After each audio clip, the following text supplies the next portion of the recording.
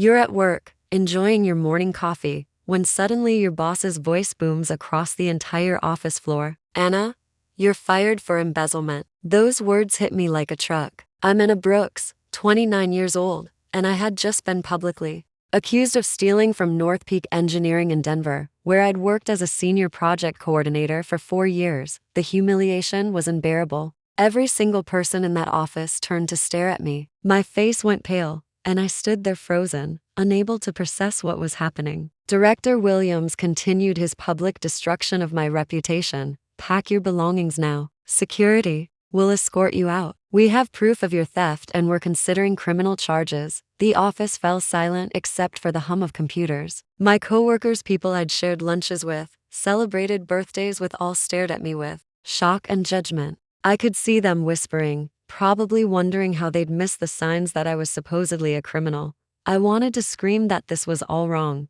but my throat felt like it was closing up. Instead, I numbly walked to my desk and started packing my personal items into a cardboard box. My hands shook as I grabbed my family photo, my 2-year-old succulent plant, and the coffee mug that read "World's Okayest Engineer," a birthday gift from my best friend. That walk to the elevator felt like a death march. Every step echoed in the silence, and I could feel dozens of eyes burning into my back. As we waited for the elevator, I caught sight of Vanessa Taylor, the accounting manager, standing by the copy machine. When our eyes met, she quickly looked away. Something about her expression seemed off, not surprised, but almost guilty. As the elevator doors closed, I realized my carefully built career had just been destroyed in front of everyone I worked with. I knew I was innocent, but that didn't seem to matter anymore. I had started at North Peak Engineering straight out of college, eager to prove myself in the male-dominated construction industry. Over 4 years,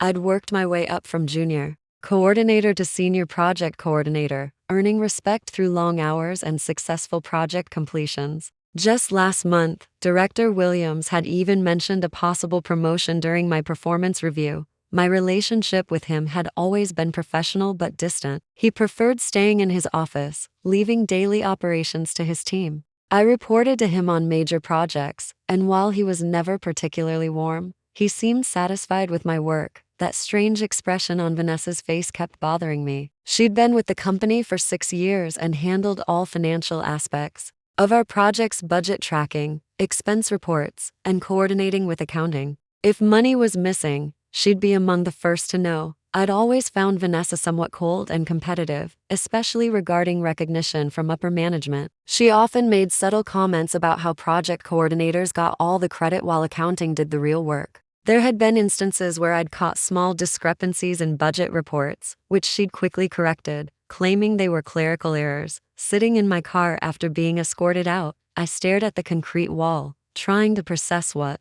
had happened. The financial implications hit me hard. I had some savings, but nothing that would last long. Finding another job would be nearly impossible, with embezzlement accusations hanging over me. But beneath the fear and humiliation, something else was growing. Cold, determined anger. Someone had set me up, and I had a pretty good idea who. That evening, I sat at my kitchen table with my laptop, methodically going through every email and document I'd saved from work. If someone had framed me, there had to be a trail. As I scrolled through months of correspondence, patterns began emerging. Over the past 6 months, Vanessa had requested numerous budget allocation changes, always with reasonable explanations. A delayed shipment here, an unexpected cost overrun there. Nothing suspicious at the time, but looking at it all together, I noticed these changes often involved transferring funds between project accounts. What made it more interesting was that many of these requests came late at night or on weekends when the office was empty. Vanessa would send detailed explanations for budget modifications, and I would approve them based on her expertise and authority. One email thread particularly caught my attention. 3 weeks ago, Vanessa had urgently requested approval to transfer $15,000 from the Henderson project to cover unexpected environmental compliance costs on the Morrison project. She explained that the client needed immediate completion, and we'd bill separately for additional expenses. I'd approved the transfer without question, but reviewing it now, I noticed something odd. The original email was time-stamped 11:47 p.m. on a Friday night. Who stays that late for routine budget transfers? And why the urgency for something that could wait until Monday? I created a spreadsheet documenting every budget modification I'd approved over the past year. The amounts weren't huge individually, usually $5,000 to $20,000, but they added up significantly. More importantly, I realized I'd been approving money transfers that I didn't actually have authority to make.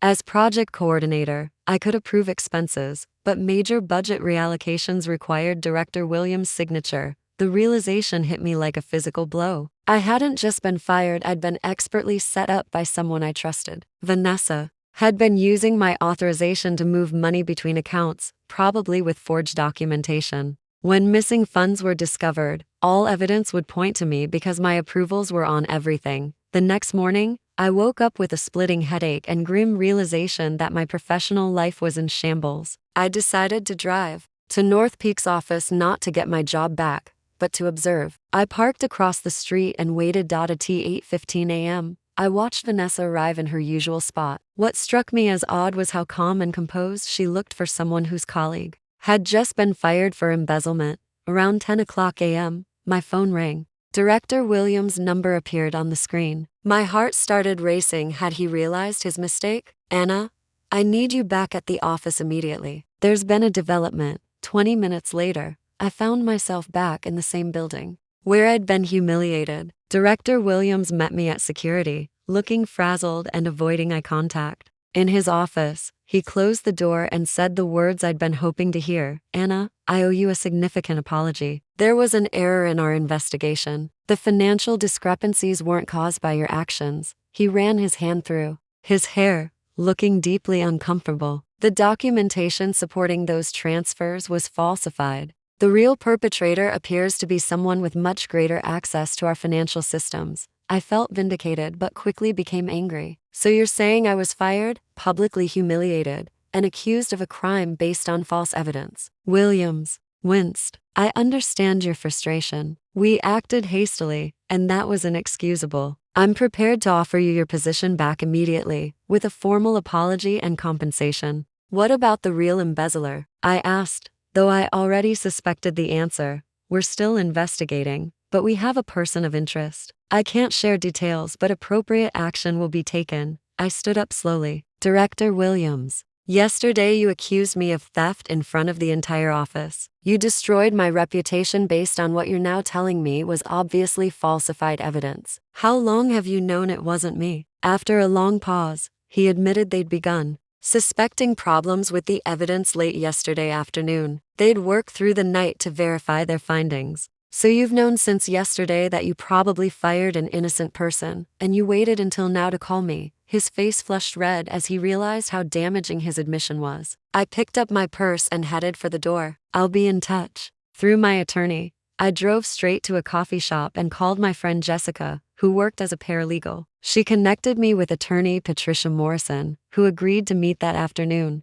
This is one of the most egregious wrongful termination cases I've seen, Attorney Morrison said after reviewing my timeline. The public humiliation gives us significant grounds for a lawsuit. The fact that they waited nearly 24 hours after discovering their error shows deliberate disregard for your reputation. That evening, Director Williams called again, his tone more cautious and pleading. Anna, I've spoken with our legal department. We're prepared to offer a comprehensive compensation package. Full reinstatement with a promotion to senior project manager, a 20% salary increase, and a settlement payment. I almost laughed at their transparent panic. This isn't just about money. You destroyed my reputation and accused me of a serious crime. That's not something you can fix with a promotion and raise. What would it take for you to consider returning? Complete transparency about your investigation and the identity of the real embezzler. I want to know exactly what happened and how you plan to clear my name publicly.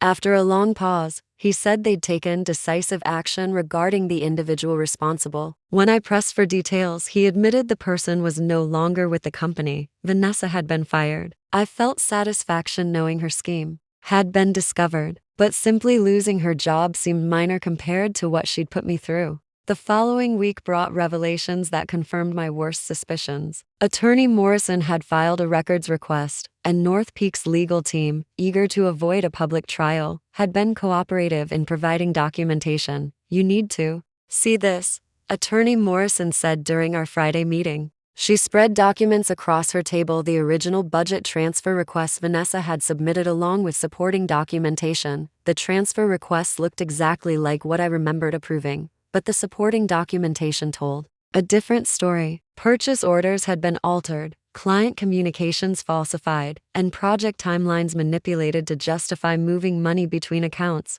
One particularly damning piece showed Vanessa had fabricated an entire communication from a structural engineer recommending additional work. We contacted the engineering firm directly. They confirmed they'd never sent such communication. The sophistication of Vanessa's fraud was staggering. She hadn't simply stolen money, she'd created an elaborate scheme involving forged documents, falsified communications, and manipulated budget reports. She'd been systematically siphoning funds from multiple projects over several months, using my approval authority to legitimize transfers. "How much money are we talking about?" I asked. "Approximately $87,000 across 6 different projects." I felt sick. Vanessa had stolen nearly $90,000 and was prepared to let me take the blame for all of it. North Peak's internal investigation revealed that Vanessa had been accessing financial systems outside normal business hours, logging in remotely on weekends and holidays to change records and delete evidence. The company's IT department maintained backup logs showing the pattern of after-hours access. What's particularly damaging for North Peak, Attorney Morrison added, is that their investigation showed multiple red flags that should have been caught earlier. Vanessa's after-hours system access had been going on for months, but no one was monitoring for suspicious activity, so they were liable not just for wrongfully firing me, but for failing to prevent the fraud in the first place. Their negligent oversight had allowed Vanessa to continue her scheme for months, and when they finally discovered missing money, they'd conducted such a poor investigation that they accused the wrong person. 3 weeks after my wrongful termination, Attorney Morrison called with news that would completely vindicate me. The district attorney's office has decided to press charges against Vanessa Taylor for embezzlement and fraud. They're also investigating whether to pursue charges against Director Williams for negligent supervision. The investigation had revealed that Williams ignored multiple warning signs about unusual financial activity. North Peak's external auditors had flagged irregularities in project budgets during their last review, but Williams had dismissed their concerns without proper investigation. More importantly for our case, North Peak's board has decided to settle. Rather than face public trial, they're offering $250,000 plus a public statement acknowledging that you were wrongfully terminated and had no involvement in any financial impropriety. Not only would I be financially compensated, but my reputation would be publicly cleared. They agreed to send a formal apology to all employees and clients, explicitly stating that I was innocent and their investigation was flawed. That afternoon, I received a call from Megan Walsh, one of my former colleagues. "Anna, I had to call and apologize. We all believed what Williams told us, and we should have known better. You were always the most honest person in that office." She also shared that after word got out about Vanessa and the settlement, 3 more employees had come forward with concerns about Williams' management. There was talk that the board might force him to resign. 2 months later, I was sitting in the office of Marcus Thompson, CEO of Driftline Construction,